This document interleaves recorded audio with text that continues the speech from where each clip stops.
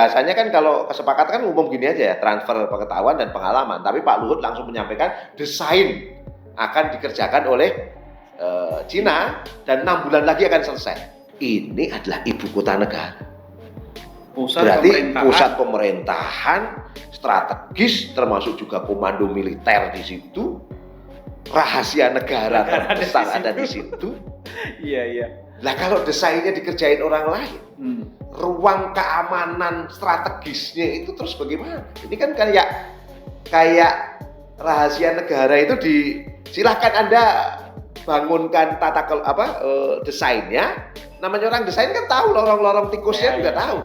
Hari ini Cina itu ingin ekspansi teritorial sebenarnya. Clear menurut saya, ekspansi teritorial. Misalnya terkait dengan 9 dash line-nya dia di Laut Cina Selatan. Itu kan klaim yang melawan aturan internasional. Dia mengklaim wilayah seluas Laut Cina Selatan itu dulu adalah bekas kaisar masa dia dulu gitu ya. Yang Kaisar Ming kekuasaannya sampai di situ. Nah, kalau begitu kita juga bisa bilang Mojopahit dulu sampai Singapura. Kalau kan enak banget dulu kan. Ini kan sudah menyalahi, tapi dia ingin ekspansi teritorial.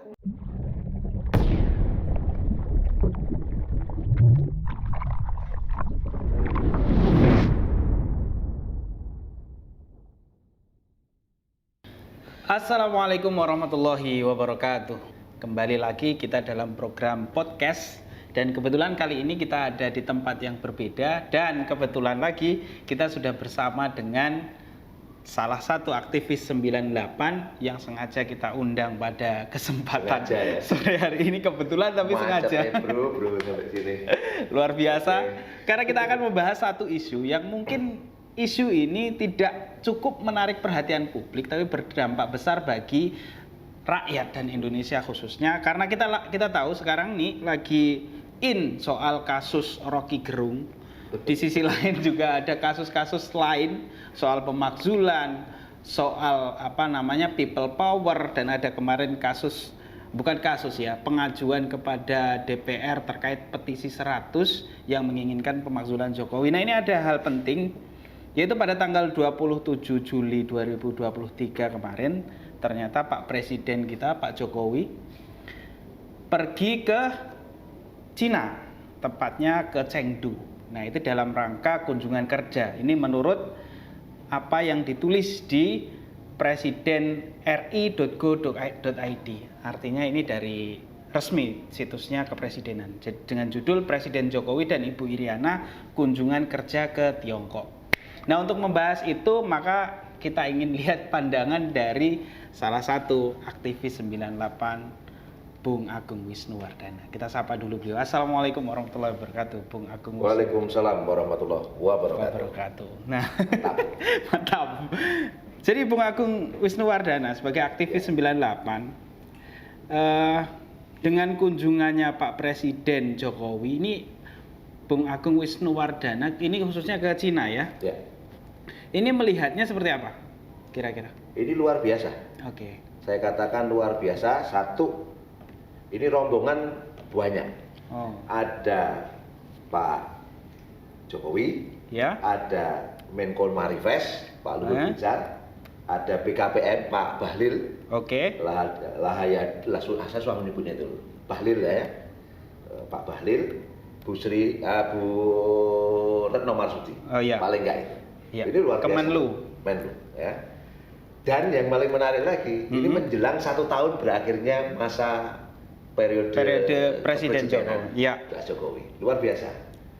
Dan ini sebenarnya dua ini menurut saya menarik karena jarang-jarang kok tiba-tiba pakai full tim begini lupa untuk datang ke sana. Oh ya, biasanya utusan ya, misalnya Pak Luhut sendiri. Pak Menko Marifest saja atau gimana kan. Dan yang paling penting lagi di situ juga bertemu dengan pengusaha. Selain dengan Presiden Xi Jinping plus timnya, ada juga dengan pengusaha yang ada di pengusaha Cina lah kira-kira. Nah, ini gini, dua itu sudah menarik ya. Yang ketiga menurut saya ini menarik, sebelum keberangkatannya itu sudah muncul berbagai obrolan yang cukup memanas. Contoh, saya sudah membuat tanggapan mandiri juga bagaimana Pak Luhut menyampaikan bahwa Cina ini bukan sekedar mitra, tapi sahabat. Nah, misalnya Pak Jokowi ketika G20 sudah mengatakan Cina ini kakak besar. Artinya sudah bahasa-bahasa yang semakin akrab lah kira-kira kan. Nah, ini adalah bagian dari memperingati sebenarnya 10 tahun kerjasama antara Indonesia dan Cina. 10 tahun 10 ya? 10 tahun. Ya, memperingati 10 tahun. Artinya 10 tahun berarti sejak kepresidenan Jokowi aja? Lah sebenarnya. Luar biasa. Tapi sebenarnya udah lama ya. Kalau Indonesia dengan Cina itu berhubungan mulai akrab itu semenjak Susilo Bambang Yudhoyono sebenarnya. Akhirnya? Ya, memang. Mulai Susilo, Tetapi intensitas meningkat di masa Presiden Jokowi. Itu nggak bisa dipungkiri. Ya, karena betul. akhirnya Cina menduduki posisi neraca perdagangan yang meningkat di Indonesia Cina itu saat Pak Presiden Jokowi. Ini luar biasa. Nah, yang penting lagi gini, ini pertemuan sekali lagi nggak main-main gitu ya, dan kesepakatannya pun tidak main-main. Nah, gitulah kira-kira. Jadi kesepakatan yang muncul di situ nggak main-main. Sebelum membahas ke situ, ini kita coba uraikan ya. Tadi dari pernyataan Bung Agung tadi ada 3 hal penting tadi. Yang pertama, Pak Jokowi membawa rombongan.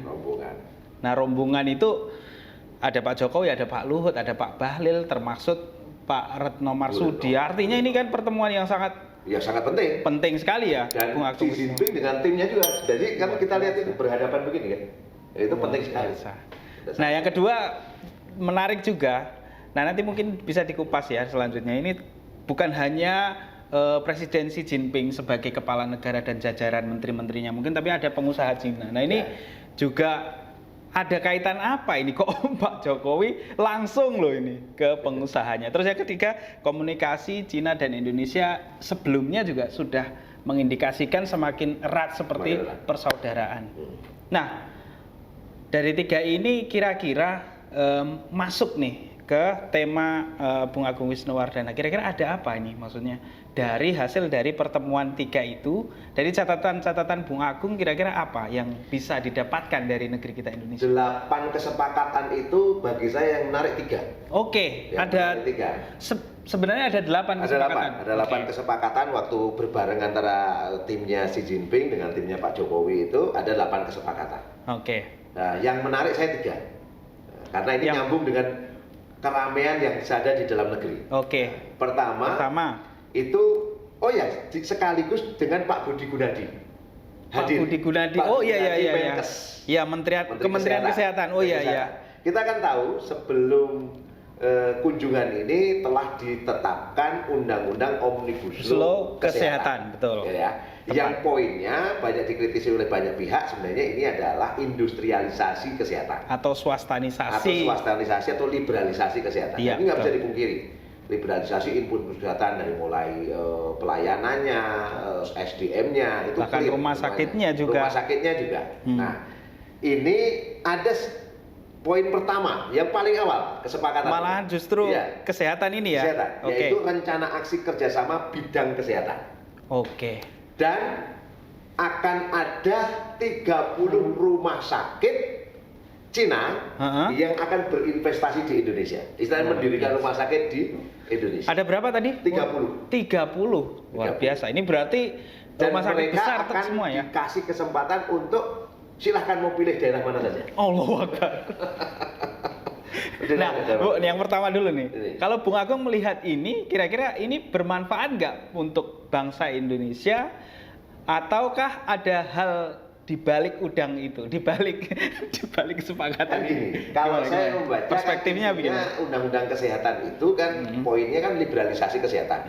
Termasuk akhirnya kan membuka ruang kepada swasta siapapun sebenarnya ya untuk masuk berinvestasi di Indonesia di bidang kesehatan. Termasuk juga dalam bidang rumah sakit. Ada alur yang menurut saya agak bermasalah ya. Bermasalahnya gini. Lewat undang-undang kesehatan ini merubah posisi kesehatan dari public good menjadi private good.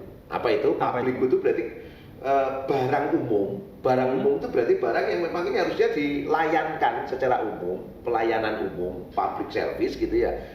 Yang ini penting, tapi lewat undang-undang kesehatan ini jadi private good. Private good itu berarti ya barang private, barang yang untuk mendapatkannya silahkan bersaing di situ. Ya, dan siapapun boleh bersaing di situ. Allah. Orang mengasumsikan katanya ya, kalau orang bersaing, termasuk rumah sakit bersaing di negeri ini akan diketemukan harga terbaik. Nah, harga terbaik itu katanya murah.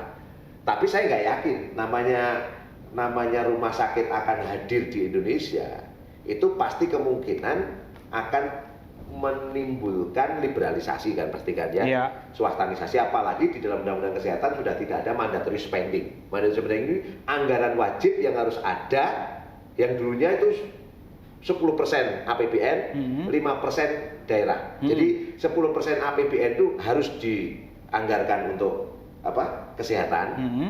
5% APBD untuk kesehatan. Itu dihilangkan lewat undang-undang kesehatan. Dihilangkan sama sekali. Artinya apa? Memang betul-betul kesehatan itu diserahkan pada mekanisme pasar. Pasar bebas, sudah pasar kayak bebas. Ekonomi aja udah. Gitu loh. Keyakinan saya sih ini bukan akan melayani, tapi apa? Orang miskin dilarang sakit. Oke. Apa saya maksudnya? Ya mahal pasti, mahal. Iya. Dan orang kan dipaksa untuk ikut BPJS. Sekarang kan BPJS dipakai untuk semuanya. Iya. Sekarang ada PBI, ada yang non PBI. Ya, nah berarti ke depan kemungkinan besar akan dipaksa mau nggak mau. Mau nggak mau. Mau nggak mau akan seperti itu, dan kita tahu sendiri BPJS kemarin ini membebani masyarakat. Istilahnya gini lah, negara sudah nggak mau andil dalam bidang kesehatan diserahkan pada mekanisme pasar sebagai private good. Dan ini berbahaya banget. Kenapa berbahaya? Ya udah, kita akan menghadapi satu situasi di mana kesehatan itu akan menjadi barang mahal. Kesehatan itu akan menjadi rumit buat masyarakat kecil. Itu poin dasarnya. Mungkin untuk masyarakat yang berkelas, punya duit banyak, mungkin seneng. Dia bisa dapat pelayanan, nggak perlu ke Singapura, nggak perlu kemana ya gitu ya. Sudah ada di Indonesia. Mungkin pelayanan kayak sekali Singapura udah di Indonesia bisa jadi. Tetapi itu nggak menyelesaikan masalah menurut saya. Kenapa? Karena masyarakat kecil itu ya terbayang lah. Iya. Saya juga udah mulai terbayang ya. Maksudnya di sisi lain kita kan punya rumah sakit negeri ya dalam tanda kutip ya. RSUD itu saja kan itu aja kalah bersaing. Iya. Kalah bersaing dengan misalnya sekarang yang paling dapat keuntungan besar kan Mitra ya. Rumah sakit Mitra Sejahtera itu luar biasa, dia dapat keuntungan besar dan sudah tertulis itu namanya. Dan sekarang banyak konglomerat Indonesia pun mulai masuk di dunia kesehatan. Oke. Jadi yang pengulu tambang itu masuk ke dunia kesehatan juga. Luar biasa. Karena angkanya gede loh. Iya. Itu berapa angkanya itu? Marginnya itu bisa tembus per bulan itu di atas 29%. Mengalahkan bunga bank, ya. Bunga bank berapa boleh? Deposito boleh ya 10% udah luar biasa kan. Ini 29% marginnya. Margin itu profit, keuntungan yang bisa keuntungannya diperoleh dari situ. Luar biasa. Itu angkanya udah gede. Jadi artinya dalam tanda kutip ini cukup berbahaya untuk rakyat-rakyat yang memang khususnya misalnya di daerah-daerah yang tidak mampu ya. Kalau misalnya kemudian diserahkan pasar bebas kayak sekarang. Kalaupun nanti misalnya ada yang mau masuk ke pelosok-pelosok, mungkin misionarisasi bisa jadi. Mungkin lah ya bayangan saya ya. Atau yayasan apa ya istilahnya ya, yayasan yang punya target apa kalau bahasa dulu God Glory Gospel itu, gospelnya itu, gospelnya itu mungkin saja ada yang mau sampai ke titik-titik itu, bisa jadi ya, bisa jadi akan seperti itu kemungkinan. Nah, kalau melihat kondisi yang demikian, saya kemarin kan sempat juga dapat info dari Bu Siti Fadilah ya, yang cukup mengkritisi tentang kebijakan soal undang-undang kesehatan ini, dan memang sebenarnya itu kata Bu Siti Fadilah sudah sejak dari Bu Siti Fadilah dulu ada upaya itu, ada upaya swastanisasi hingga ini kan bagian dari agreement WTO internasional. Jadi kalau orang bilang ini arus liberalisasi itu dipaksakan betul lewat peraturan WTO. WTO itu telah menetapkan memang kesehatan itu masuk dalam servis yang harus dibebaskan ya. Gitu.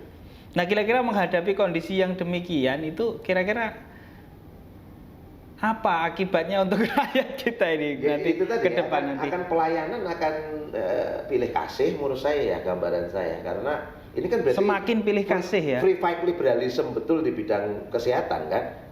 Persaingan, orang berpikir dengan persaingan itu bisa harga murah katanya gitu. Iya. Tapi saya nggak yakin, belum pernah dalam sejarah kita itu, misalnya pendidikan dulu kan ada namanya BHP ya. BHP itu Badan Hukum Pendidikan, yang intinya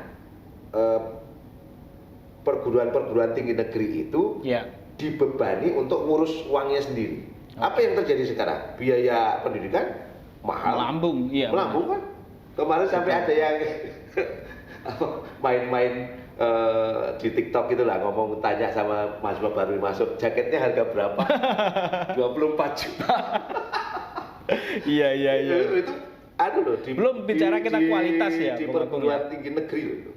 Yang sangat terkenal di negeri ini loh. Aku nggak perlu bilang ya. Iya. Tapi itu di TikTok ramai banget. Ini jaketmu harga berapa? Ini udah diskon. Harga aslinya diskon berapa? Harganya 12 juta. Berarti 6 juta. Enggak. 24 juta diskon 12 juta.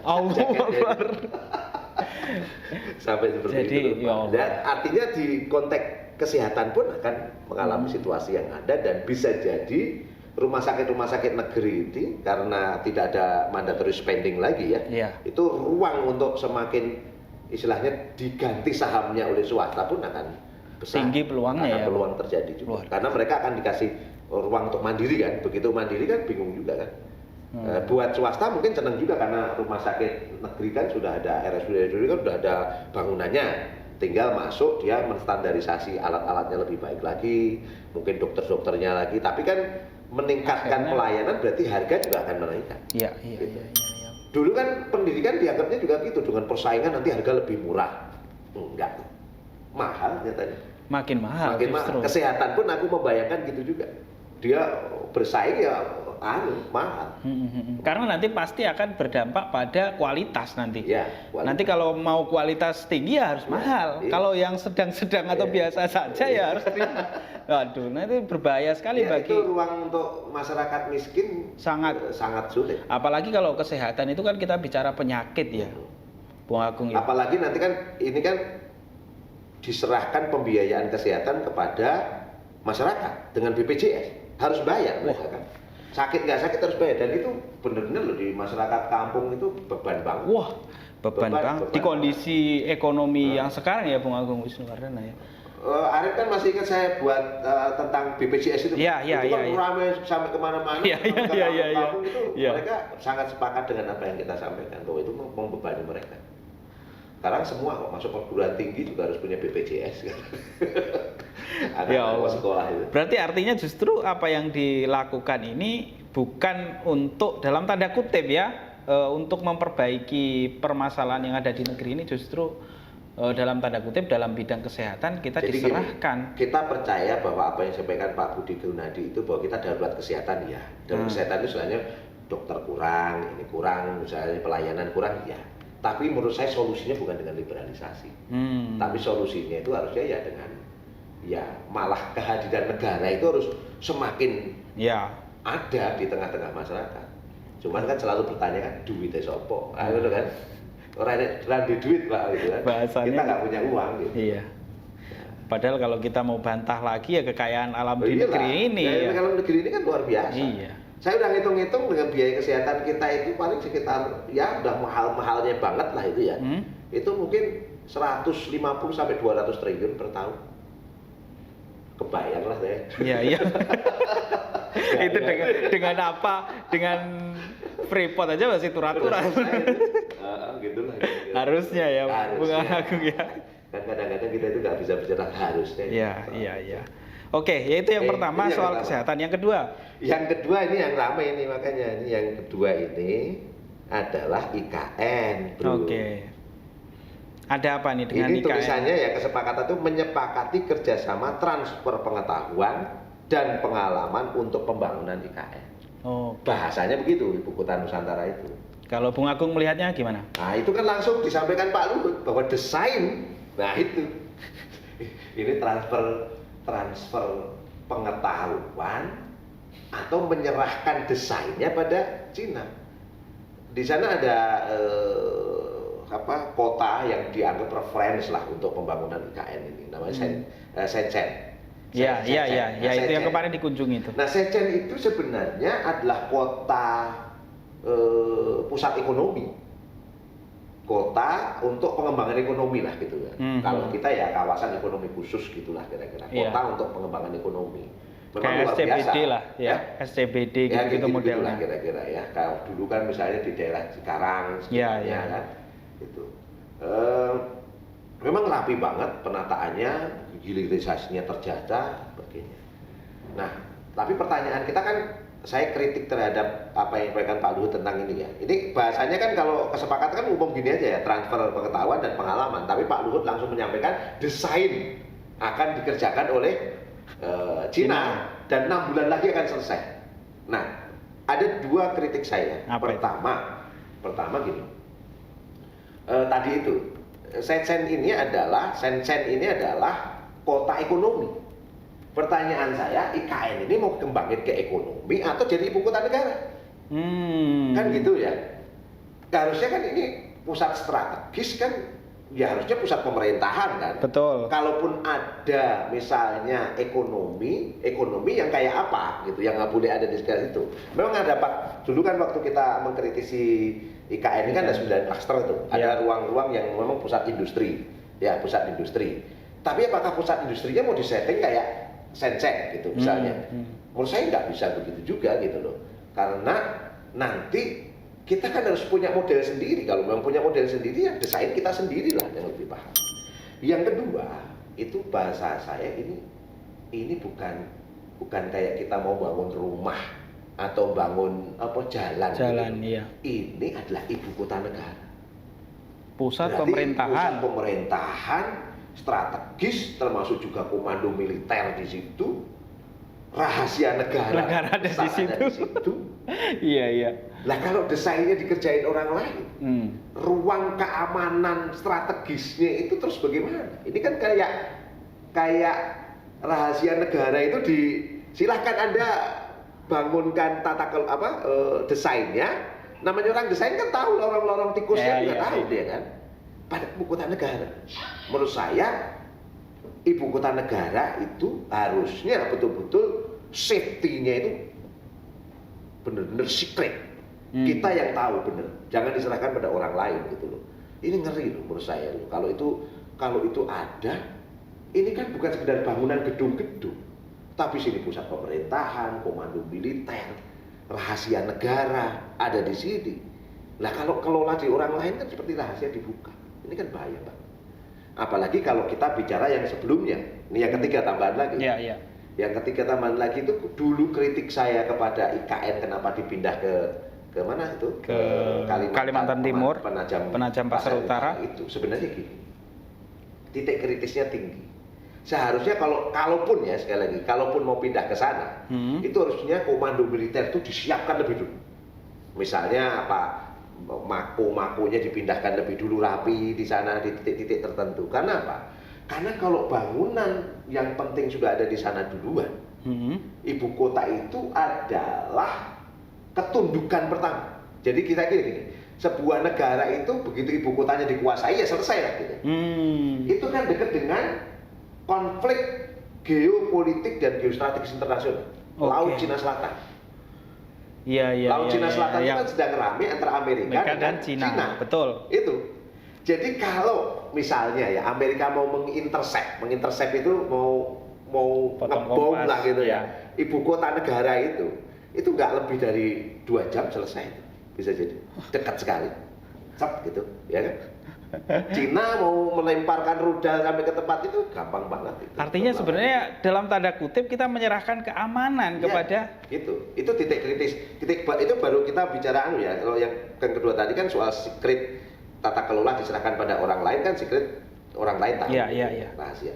Yang pertama itu yang dulu itu kita mengkritisinya adalah pindah ke situ itu bahaya banget sebenarnya karena intercept gampang. Iya. Terus Panajam itu sebelah sini itu kan perbatasan antara Kalimantan dengan Sulawesi.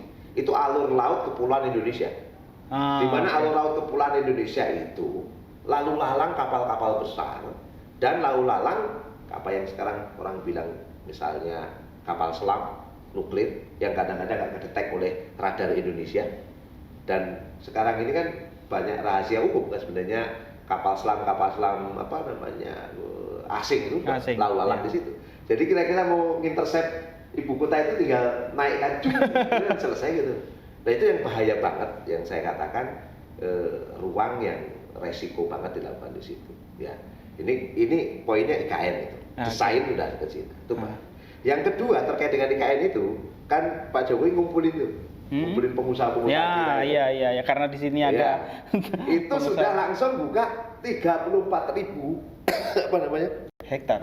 34.000 hektar lahan udah siap, silahkan Anda berinvestasi kan. Artinya apa itu Bang? Ya istilahnya kan berarti ya apa yang dulu pernah kita khawatirkan bahwa ini sekali lagi tempat strategis. Tempat strategis itu kan harusnya betul-betul milik kita gitu. Ini kan berarti akan diserahkan kepada swasta. mau Cina, mau apa namanya? Singapura, mau manapun. Itu kan resikonya di situ. Apalagi bicara Cina. Cina ini kan deg-degannya gini loh. Aku itu bayangin kayak nikel. Oke. Memang gimana tuh nikel? Nikel itu kan seperti yang pernah kita bahas sebelumnya. Ya, sebelumnya. Investasi Cina ini agak unik dibanding yang lain. Investasi Cina itu selalu minta insentifnya apa? Dan insentif mau diberikan juga ini ternyata. Barang ekspor, barang impor berarti barang-barang yang mau dipakai untuk pembangunan itu bebas biaya.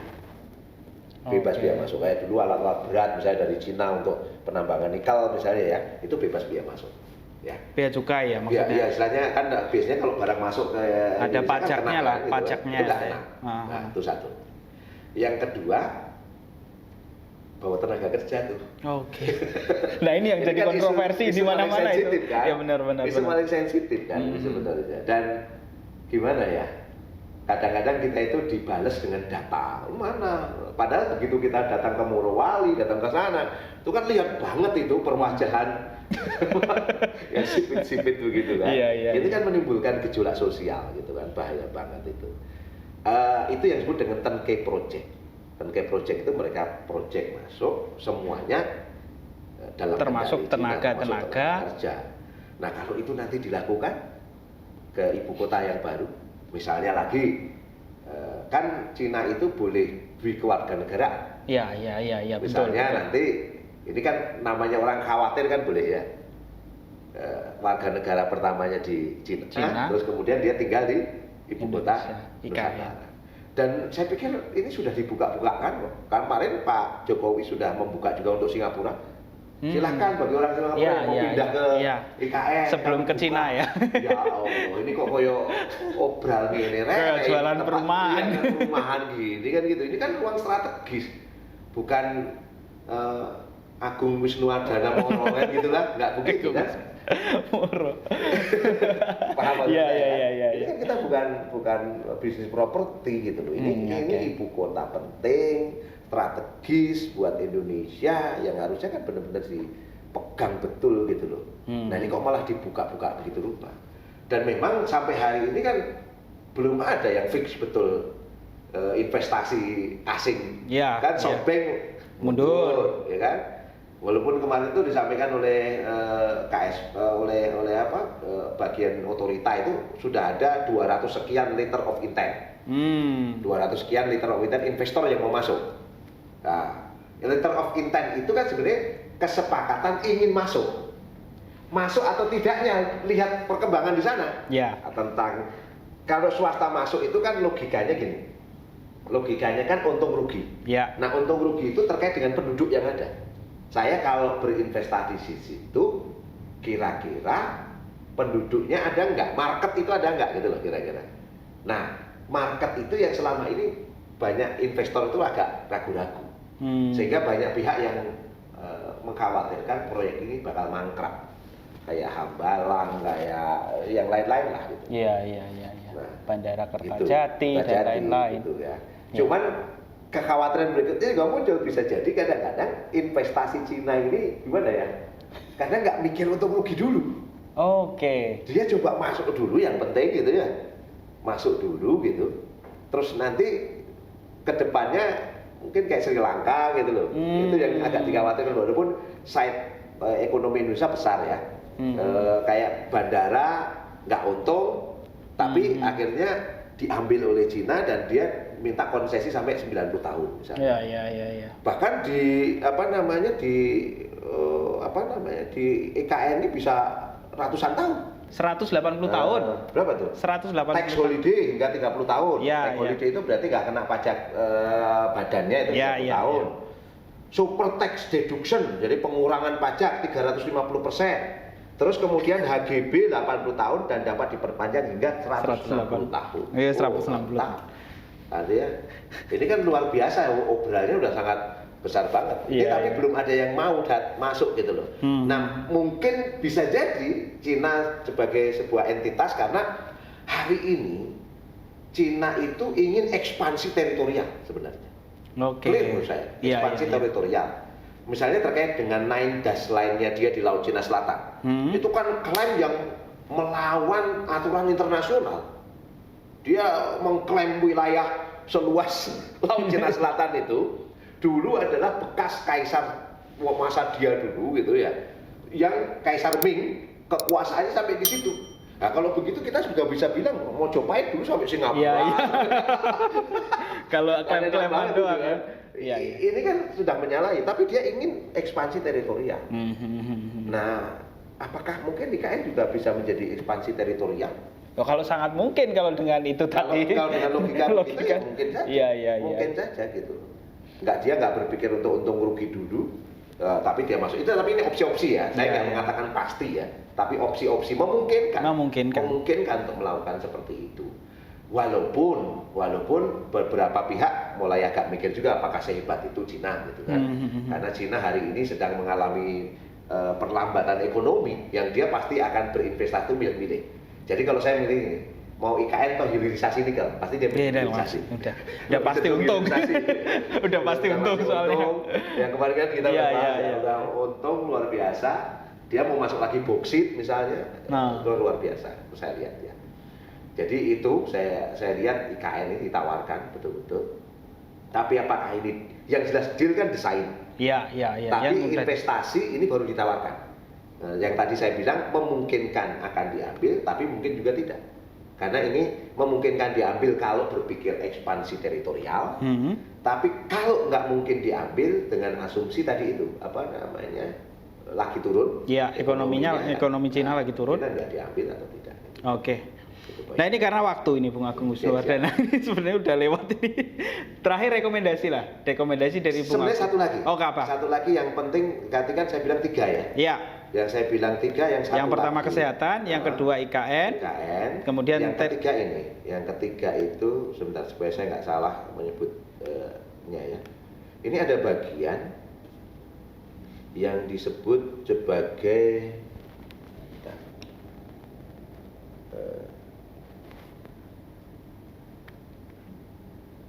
ini riset pengembangan industri pemuliaan tanaman dan budidaya laut.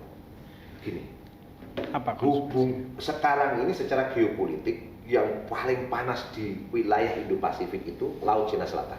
Ini pertarungan betul-betul antara Amerika dengan Cina di tempat itu. Nah, Amerika sedang mengambil wilayah-wilayah seperti Filipina, Malaysia untuk bersama mereka agar bisa melawan Cina. Gitu, Indonesia itu sebenarnya nggak terlalu terkait dengan Laut Cina Selatan, tapi ada ruang yang Indonesia itu GCA, yaitu Natuna. Dan Cina pastinya ingin mengembangkan aspek perikanannya. Kita tahu selama ini kapal-kapal nelayan Cina itu kalau mencari ikan di perairan Laut Cina Selatan itu selalu dibarengin oleh guardnya, pasukan angkatan laut. Itu Navy Guard ya. Jadi kapal-kapal perangnya Cina itu. Nah, Indonesia yang gesekan dengan Cina. Itu Natuna. Karena dulu aja Indonesia itu zaman Rizal Ramli pengen membuat nama lautnya itu Laut Natuna Utara. Itu Cina langsung ngirim surat, Anda jangan buat gitu, tetap harus Laut Cina Selatan. Gesekan terjadi. Dan ruang itu kaya ikan. Jadi kalau sekarang mau bicara tentang budidaya laut, ya ini akan peluang terjadi gesekan di Natuna Utara ini tadi. Dan ini bisa meningkatkan suasana politik hubungan Cina dengan Indonesia yang berbahaya, dan bisa jadi juga Cina akan masuk untuk menguasai di sekitar wilayah Natuna Utara. Itu yang berbahaya banget. Oke. Jadi 8 poin, 3 poin tadi yang paling utama. Paling utama menurut Ustadz Agung Wisnuwardana. Dan saya pikir ketiga-tiganya ini berbahaya bagi negeri ini ya. Jadi yang pertama soal kesehatan, soal budidaya tadi, kemudian terakhir tadi soal IKN. Dan ketiga-tiganya ini saya pikir strategis untuk menguasai negeri ini dalam tanda kutip ya. Saya sampai bingung juga Pak Jokowi itu kok ngekeh banget itu pada IKN ini ada apa sih sebenarnya Pak? Itu yang nolak banyak banget, sampai sekarang yang nolak juga banyak banget. Kayaknya sampai dan saya melihat ini rumor ya. Punten Pak Jokowi ini, kita sebagai rakyat boleh dong menduga-duga. Panjenengan ini kan tinggal 1 tahun nih Pak. Alah kok masih kejar terus Cina untuk menawarkan IKN ini loh. Kami menduga panjenengan ini ingin meyakinkan Cina bahwa insya Allah istilahnya pemimpin berikutnya itu akan siap melanjutkan apa yang Anda inginkan. Walaupun Pak Jokowi belum tentu juga loh Pak, bisa jadi nanti ada pemimpin baru yang misalnya undang-undang IKN itu dibatalkan dengan Perpu. Nah, bisa jadi selesai bisa jadi ya, betul sangat mungkin. Karena sederhana Pak Jokowi aja undang-undang omnibus law pakai Perpu akhirnya Perpu selesai. Walaupun pemimpin berikutnya pun bisa nanti dibuat Perpu batal tuh selesai sangat mungkin. Itu yang saya melihat kenapa Pak Jokowi cawe-cawe tanda petik dengan situasi yang ada sekarang. Jadi IKN hilirisasi, kemarin udah kita bahas. IKN ini kayaknya sesuatu yang sangat wah banget gitu, yang harus sekali gitu loh.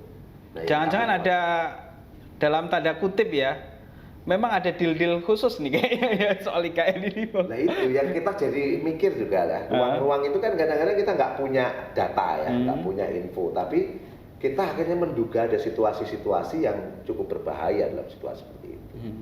Nah sebenarnya poin dasar saya gini, karena kita di MNF TV selalu kita menyodorkan bahwa Islam itu punya solusi terhadap semua ini. Soal pindah IKN itu gampang, sangat gampang. Tapi yang paling penting adalah bagaimana ekonomi negeri ini betul-betul sesuai dengan syariat. Persoalan kesehatan itu bisa diselesaikan. Itu. Salah satu yang kita sudah pernah bahas bahwa 6 komoditas utama saja itu kalau dikelola secara Islam di Indonesia ini terbayang 7.000 triliun per tahun.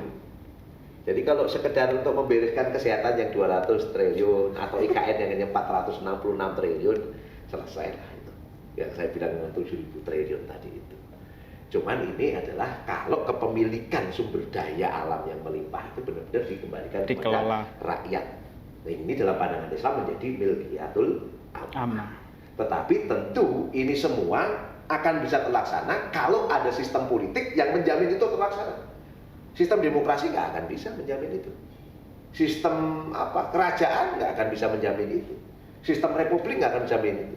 Yang bisa menjamin itu adalah sistem khilafah. Dan sistem ini yang saya mengingatkan proposal khilafah untuk ini.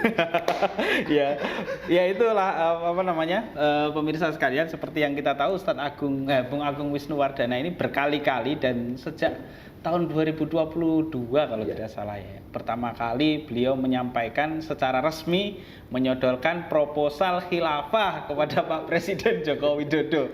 Dan saya pikir ini penting untuk dipertimbangkan di negeri ini, mengingat apa yang tadi termasuk militer lah, mulai harus mikir lah ini bagus enggak untuk Indonesia seperti ini. Betul. Seperti yang tadi disebutkan tadi lah soal militer tadi, soal IKN misalnya, kita lihat dengan situasi yang dijelaskan oleh Bung Agung Wisnuwardana itu kan sangat masa militer nggak ngelihat sih seperti penglihatan Bung Agung Wisnuwardana ini? Kan saya secara logika nggak mungkin, saya sangat khawatir, nggak mungkin militer nggak tahu gitu loh Bung Agung, ya kan? Iya. Masa kalau tahu demikian kok ya didiamkan gitu. Maka saya harapkan, dan ini penting, mungkin sekali waktu Bung Agung Wisnuwardana diundang lah ya, untuk mengisi apa namanya. Ya, asal jangan dipersekusi. Kita ini kan anak baik. Iya. Untuk menjelaskan persoalan-persoalan yang sangat rumit, khususnya soal keamanan negeri ini, kesejahteraan negeri ini, dan sangat bagus sekali rekomendasi dari Bung Agung Wisnuwardana. Closing statement lah terakhir Bung Agung Wisnuwardana. Poin dasar saya, negeri ini memang mengalami banyak kedaruratan. Dan sebenarnya IKN yang disodorkan Pak Jokowi ini adalah diskusi tentang kedaruratan. Saya lempeng saja positive thinking, misalnya anggap saja Jakarta ada masalah. Tapi apakah di tempat yang baru tidak ada masalah? Banyak masalah, dari tanahnya, dari bencananya, itu problem. Darurat kesehatan, kita juga mengalami darurat laut, sehingga apa, sumber daya yang melimpah itu nggak terberdayakan dengan baik. Waktunya kita betul-betul mengelola itu untuk rakyat, bukan sekedar untuk kekayaan segelintir orang. Kita perlu membangun negeri ini baldatun thayyibatun walaupun kufur, dan itu hanya bersama syariah Islam dan khilafah. Luar biasa. Terima kasih teman-teman yang sudah menonton video ini. Mudah-mudahan ini memberikan inspirasi, pendidikan, sekaligus memberikan gambaran baru untuk negeri ini lebih baik. Saya Arif Nugroho sebagai moderator, kurang lebihnya mohon maaf. Wassalamualaikum warahmatullahi wabarakatuh.